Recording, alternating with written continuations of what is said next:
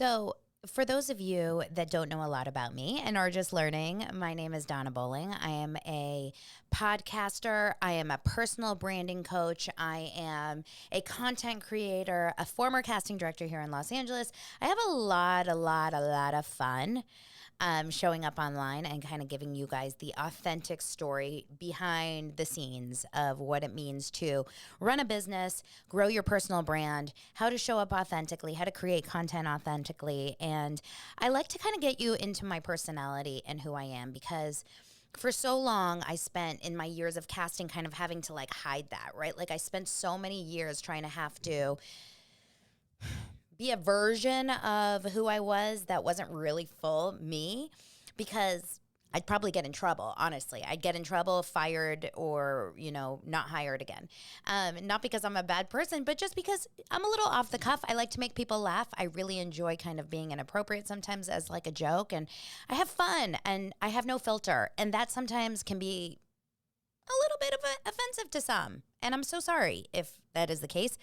But I also just really feel the need and the love of sharing authentically. And those are the people that I connect to. Those are the people I want to follow. Like I never really feel, like I know someone and if I feel like they're holding back. And just growing up here in Los Angeles, I always felt like I was surrounded by fake people. I mean, this is not to be mean about people in Los Angeles. It's just a generality when you're in a city where there's a lot of money, where there's a lot of fame, where there's a lot of celebrity. And this was back in the 80s and 90s because I'm 40. Hello. But I feel like I was just surrounded by a lot of, questionable characters. And I probably became a little bit of a questionable character at times in my life. Like I am very confidently my own person, but at the same time, I am human and I have characteristics and parts of me that just like want to be accepted, right? Like I want to be accepted and I want to be included and I want to be invited and I want people to like me. And that is just the truth, right? This is like a super vulnerable share, but it's true. And so showing up online and creating content and now becoming a little bit more front of camera in front of, the face of the brand really, because I am not selling a product. I am Donna Bowling, personal branding coach, podcaster, creating content. That's me. You have no choice sometimes to put yourself in the line of fire. And what I mean by that is there is no part of what I'm doing now that is safe from judgment.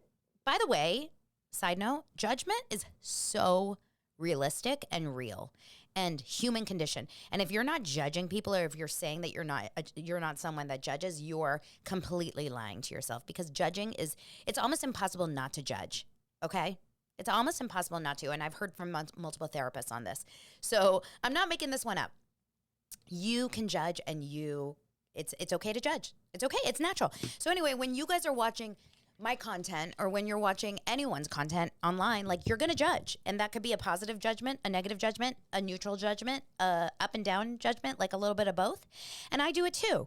And so that's what makes us decide if we want to continue to follow someone or continue to kind of join the journey, follow them, check in on them, subscribe to them, pay for content on Patreon or something like that. By the way, should I have a Patreon?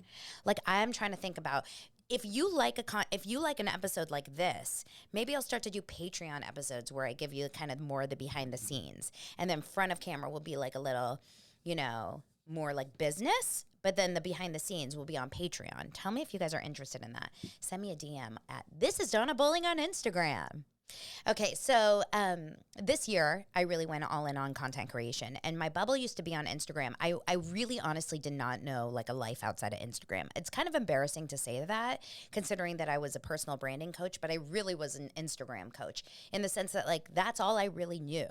And now going and diving into YouTube content, TikTok content, podcasting even more so, LinkedIn, Twitter, audio spaces, like there's so much out there. And I've really expanded my eyes into the possibilities as a creator.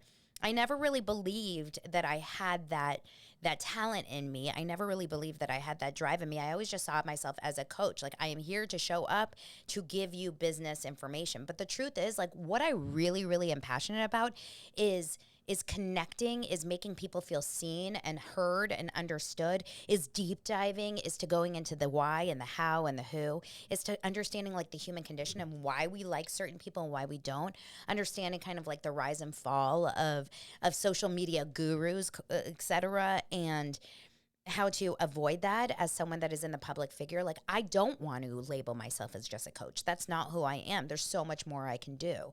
Now, I can help and will continue to help entrepreneurs really show up online. But if I'm not personally showing up online the way that I want to show up, which is with all of this, then am I really doing am I just preaching, or am I actually taking action on it? The reason why I believe my following on TikTok has grown in the last couple of weeks is because I've started to really let you into my inner thoughts, right? My inner dialogue. I'm talking about the Rachel Hollis rise and fall. I'm talking about what it means to live in LA. I'm talking about like struggles of being a mompreneur. I'm talking about like my introverted, extroverted, like I want to be out and about and drinking and partying every single day. But the truth is I really want to be in bed with Nutella and watching Summer House at 9 p.m. So there's like a little bit of this weird kind of juxtaposition. I'm surrounded around like very, very, very wealthy people here in Los Angeles. I live in Sherman Oaks, which is like, for all intents and purposes, like a nice neighborhood in the valley of Los Angeles, and it's, I'm in the smallest house on the block, right? Like I have very, very, very, very, very wealthy people surrounding me. There's houses for sale on my block that are, upwards of $3 million all the time. So that being said, you have to, it's very hard to kind of maintain the sense of like, okay, that's not important to me. I don't care so much about that. I want to really focus on doing this and doing that. But the truth is, I am struggling with that constantly. It's like this big struggle between I want to be successful. I want to make a lot of money. I am not shy about saying that. I don't believe you should be shy of saying that, but I also don't want that to be my driving factor. In fact, a lot of people that have a lot of money are not happy. So really, I want to be happy. I don't necessarily want to just be rich. I also want to be able to say what's on my mind, but I know that that's going to bring in judgment. A couple things have happened to me in my adult life. I mean, I'm happy to go into like my stories as a child and everything, which maybe I'll just save for the book or the Patreon channel. But when I was, I love to work out. Those of you guys know I love to work out. And when I work out, I'm very energetic, okay? That's just my personality. Unless I'm having a really crappy day and I feel like crap, I will work out. That being said, I'll be very energized. That being said, it is off-putting to some, okay? Now, I work out at like 6 a.m., 7 a.m. usually. Usually it's 6 a.m. So my energy is high because I need it so that I can kind of keep going. I believe like it's not that I wake up with energy. I don't. Trust me. I am tired AF when I first get out of bed. But I am forcing myself to be energetic because I know that that's going to help me through the workout. And also, it makes it more fun for me. So if there's loud music, I'll do a little dancing between sets. I will sing if I can, like not crazy, whatever. And I'll talk to people around me like casually. I used to work out at this gym.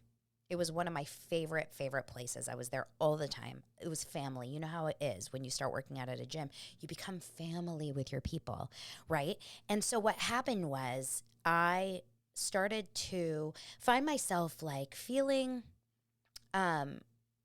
very comfortable. Let me first start there. Very comfortable. These are my people. We were hanging out on the weekends. I was traveling with them, like getting drunk with them on Saturday nights. Like this was a great environment. This is pre-COVID, by the way. And they would have a DJ at this workout, and it was loud. Like I'd have to wear earplugs loud. And so we would sing along, a bunch of us, like have a lot of fun, right? And people used to tell me all the time, Donna, your energy is so contagious. It's so fun. Your energy makes me want to work out. It gives me like happiness, right? And that was all good until the head of the business, the owner of the business, who I thought we were friendly, came to me on a text message about a year ago, out of nowhere, and told me that she no longer wants me to continue to come to the studio because I am loud and I am quote unquote annoying and obnoxious. Swear to God, kid you not, this is for real what happened. It was devastating is like an understatement. I was hysterical. I was never given a reason why. I was never given an answer why. I wasn't even given a, hey, can you tone it down for the workout? Like, I was given nothing, zero information. It had nothing to do with who I was, because if it did, I would have been given more information. It was an excuse for how she felt about me. And that's like a whole other story that I've dealt with like therapy and stuff, and people that have know the situation and are friends with her, or like, go to the gym.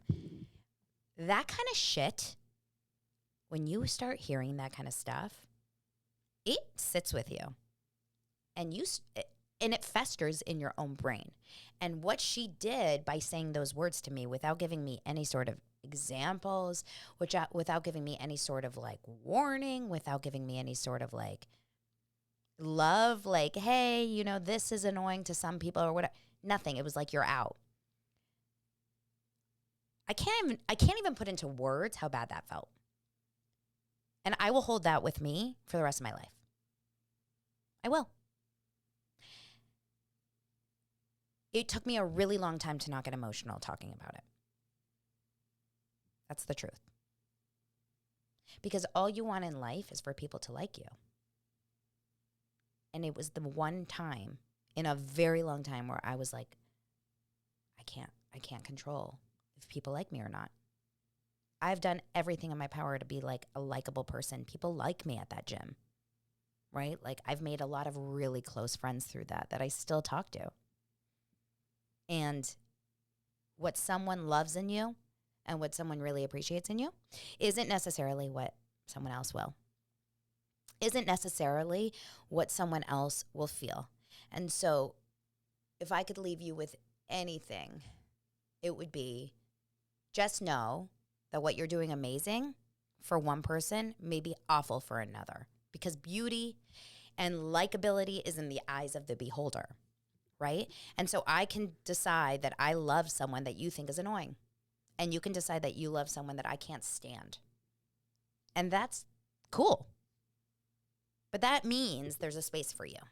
And so if this kind of went a little bit all over the place, it was a little ranty and tangenty, but I want to share more stuff like this. I want to share more behind the scenes. I want to share more about, the struggles, the mental health behind it all, the anxiety, the wanting to be liked, the wanting to be included, like those kinds of things. Because what you see on Instagram is only a quarter of who I am.